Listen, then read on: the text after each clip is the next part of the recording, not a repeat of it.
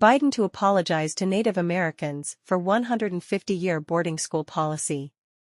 U.S. Interior Secretary Deb Haaland spoke with ABC's Start Here, previewing the historic apology President Biden will make. Later today, the White House is going to do something it's never done before. It's going to apologize to people like Dorothy McLean. Sometimes if you were punished that you'd have to run 100 laps around this whole place and where the building is, there was a matron I know that would stand there, and if you had slowed down, then you were hit. Dorothy is a member of the Sicangu Lakota tribe in South Dakota, where at 6 years old, she was shipped off to a place called Rosebud Boarding School. She still gets emotional talking about it. I see myself as a little girl here, 6 years old, and trying to be a kid, trying to be a child. These were known as Indian boarding schools. For more than a century, from the early 1800s until the 1960s, children from many tribes were taken, sometimes forcibly, from their homes for what the government called assimilation and what tribes called cultural genocide. The children got to these boarding schools. They were stripped of their clothing. Their hair was cut.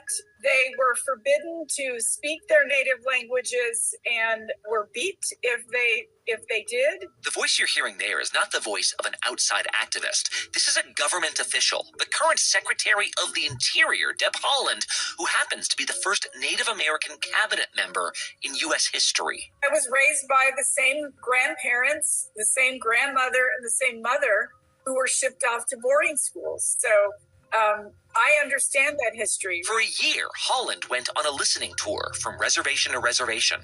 She heard from tribal elders and from descendants of people who attended these schools. She researched those who never made it out. And according to her report, that was hundreds of children who were buried at unmarked sites far away from their homelands. We issued a list of recommendations, and the first one on the list is issuing a formal acknowledgement and apology from the U.S. government, and President Biden is doing that later today. This apology will be delivered today in Arizona. In a statement, President Biden says it should have happened much sooner, and Haaland says it can't end there. Another part of this new era is investments in language, native language revitalization, investments in infrastructure, investments in, quite frankly, in clean energy for tribes across the country. And yet, she also doesn't want to downplay the significance of an apology like this.